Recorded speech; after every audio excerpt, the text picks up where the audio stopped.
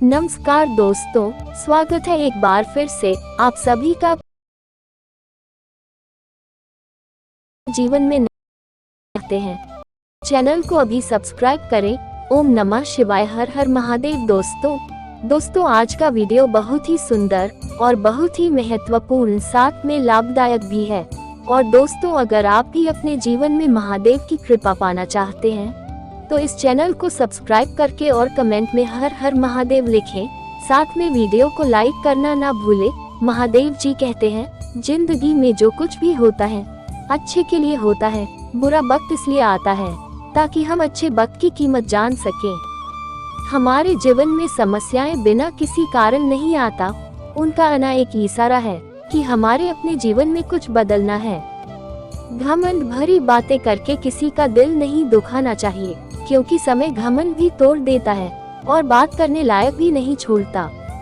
महादेव जी कहते हैं कि किसी को मनाने से पहले ये जरूर देख लेना कि वह आपसे नाराज है या परेशान। अपमानित होकर जीने से अच्छा मरना है। मृत्यु तो बस एक क्षण का दुख देती है, लेकिन एक अपमानित मनुष्य हमेशा दुखी महसूस करता है। अपमान हर दिन जीवन में दुख लाता है। साधारण दिखने वाले लोग ही दुनिया के सबसे अच्छे लोग होते हैं।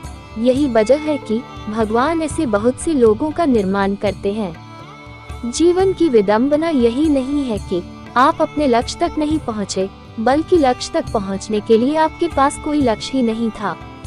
ना रास्ता है ना मंजिल है, बस जी जा रहे हैं। इंसान की सबसे बड़ी हार तब होती है जब उसे पता चलता है कि जिसे हम अपना सब कुछ समझते हैं उसके लिए हम कुछ भी नहीं है। कैसे गुजर रही है सभी पूछते हैं, कैसे गुजरता है कोई नहीं पूछता।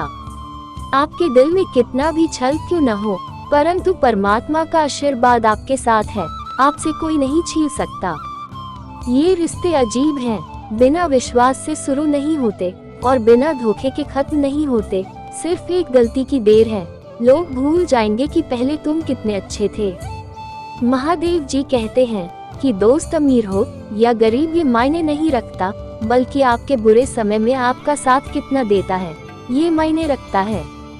गलतियां पर चिल्लाने या डांटने की बजाय कोई हाथ पकड़ के प्यार से समझा दे तो बहुत अच्छा लगता है। जिन्हें बात करना आता है वे लोग अक्सर खामोश रहते हैं। महादेव जी कहते हैं कि मजाक तो हमें बाद में बनाया जाता है, पहले लोग हमें अपना बनाते हैं। कभी कभी मन को मना लेना ही बेहतर होता है, क्योंकि हर चीज हमें खुशी नहीं देती। जो लोग अपनी गलती तक नहीं मानते वहाँ आपको अपना कैसे मानेंगे। महादेव जी कहते हैं कि बात बात पर गुस्सा करने वाले लोग वही होते हैं जिन्हें खुद से ज्यादा किसी और की फिक्र रहती है।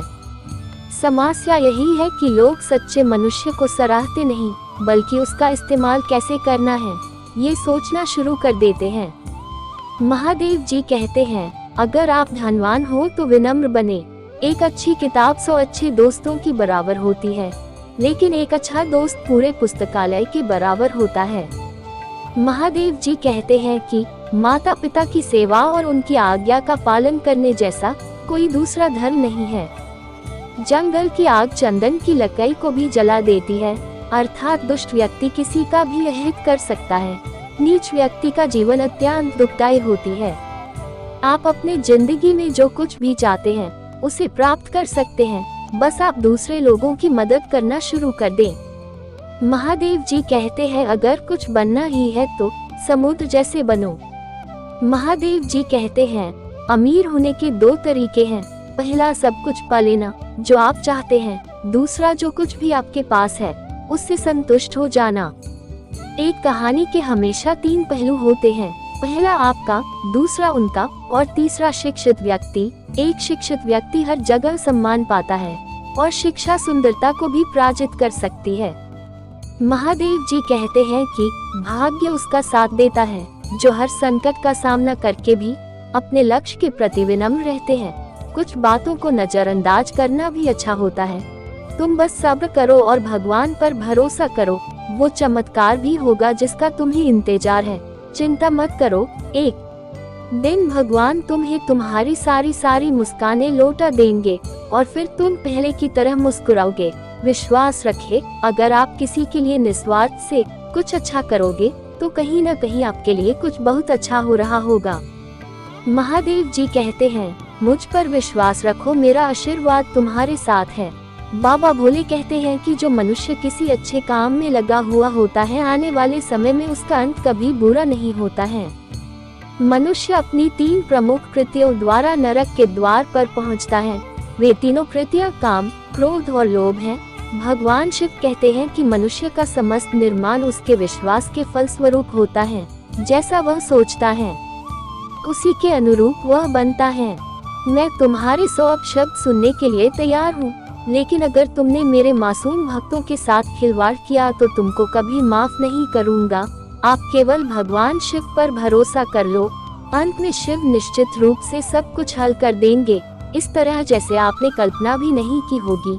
बिना किसी वजह भगवान शिव के बारे में सोचो, आपका हृदय स्वाभाविक रूप से शांत हो जाएगा।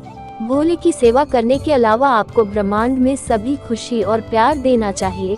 अपनी माँ की सेवा कीजिए, माँ परमेश्वर के प्रेम की प्रतिमूर्ति है। तुम सब कुछ त्याग कर मेरे सामने समर्पण कर दो, मैं तुम्हें सभी पापों से मुक्त कर दूंगा। जो मनुष्य इस दुनिया में क्रोध और इच्छाओं का सामना करने के लिए सक्षम रहता है, वह अपना शरीर त्यागने से पहले योगी है, वही सच्चा सुखी इंसान है। तुम केवल मुझे जान लो, तुम्हें कई जन्मों का सच्चा ज्ञान प्राप्त हो जाएगा। भगवान भोले कहते हैं कि परिवर्तन इस संसार का नियम है।